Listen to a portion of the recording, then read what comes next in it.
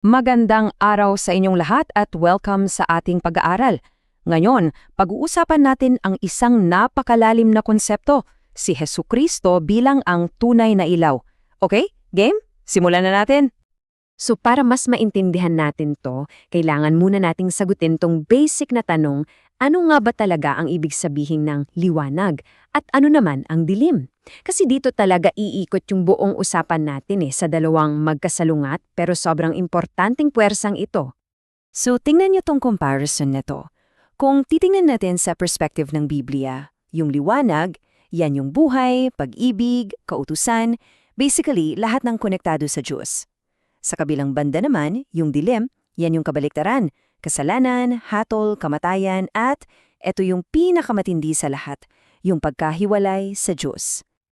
So, linawin natin, no? Yung dilim na pinag-uusapan natin dito ay hindi lang yung basta walang kuryente o patay ang ilaw. Mas malalim yan. Isa itong spiritual state. Ito yung kalagayan na dahil sa kasalanan, naputol yung connection mo sa Diyos na siyang ang source ng lahat ng liwanag.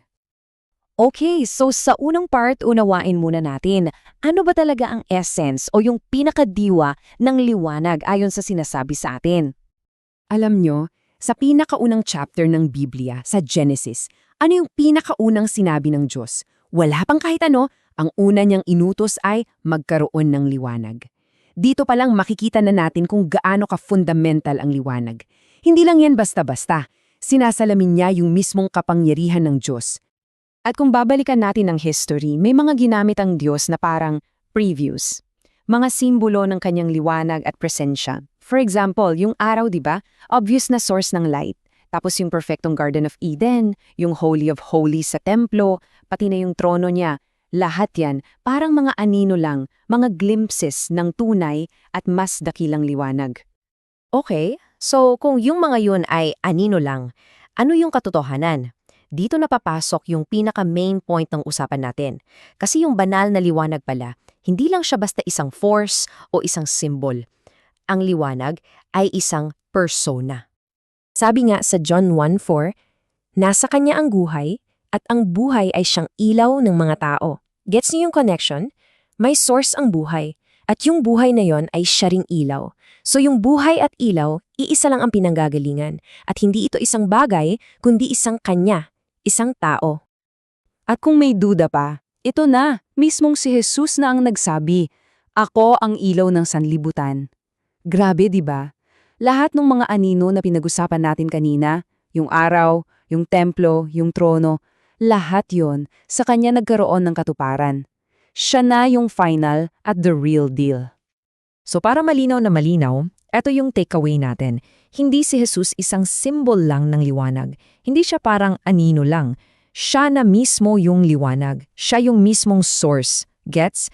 Siya yung substance, hindi yung shadow. Okay, so andito na yung tunay na ilaw. Ganda, di ba? Pero ano yung naging epekto noon sa mundo? Anong nangyari? Kasi yung pagdating niya, may dala itong pagpili para sa bawat isa sa atin. Eto yung naging problema. At 'di ba, medyo nakakalungkot isipin, dumating na nga yung liwanag. Pero imbes na salubungin, sabi sa verse, mas minahal pa ng mga tao yung dilim. Bakit? Sapagkat masasama ang kanilang mga gawa. So hindi siya dahil hindi nila alam. Sadyang pinili nila yung dilim. At kitang-kita yung difference ng dalawa, no? Yung lumalapit sa liwanag, yan yung mga taong, sige, gusto kong malaman ang totoo. Okay lang na malantad ang lahat. Wala silang tinatago. Pero yung mga nagmamahal sa dilim, ayun, nagtatago. Kasi ayaw nilang makita ng liwanag kung ano talaga yung mga ginagawa nila. So in short, ganito lang yan kasimple. Dalawa lang yung daan. Path number 1, pagsunod. Iiwan mo yung kasalanan. Ang resulta, buhay. Path number 2, pagsuway. Ipagpapatuloy mo yung kasalanan, ang resulta, hatol. Walang in-between, dalawang landas lang talaga. So, ang tanong ngayon ay para sa iyo mismo, para sa akin, para sa ating lahat. Kapag tumatama yung liwanag ni Kristo sa buhay mo, ano yung epekto? Buhay ba ang dala nito para sa iyo? O inilalantad niya yung mga bagay na patungo sa kamatayan? Okay, last part na. At dito, pag-uusapan natin ang isang Parang theological paradox, isang malaking problema. Paano ba haharapin ng isang taong tulad natin ang Diyos? Kasi may panganib at parang imposible talaga para sa isang mortal na makita ang walang hanggang Diyos. May rule kasi dati at seryoso to, ang makakakita sa Diyos ay kamatayan. Bakit? Kasi sobrang banal at makapangyarihan ng Diyos na sinumang makasalanan na direktang makakita sa Kanya, literally, mamatay. So, paano to? Paano na? Well, yung ginawa ng Diyos noon, hindi siya direktang nagpakita. Nagpadala siya ng tagapamagitan, isang anghel. Kaya yung mga nakita ni Adan, ni Moises at ng mga propeta, yun yung paraan para masilayan nila yung kaluwalhatian ng Diyos. Pero sa paraan na hindi sila mamamatay, may buffer, kumbaga. Pero isipin mo, di ba? Paano nga ba talaga? Tayong mga tao na limitado lang ng oras at espasyo, paano natin makikita at isang Diyos na walang hangganan? Ang laki ng agwat, nilikha versus manlilikha. Parang imposible, di ba? At dito yung pinaka-mind-blowing na solusyon. Para ma-solve yung problema, ang Diyos na mismo ang naging tulay. Siya, yung walang hanggan, pumasok siya sa mundo natin.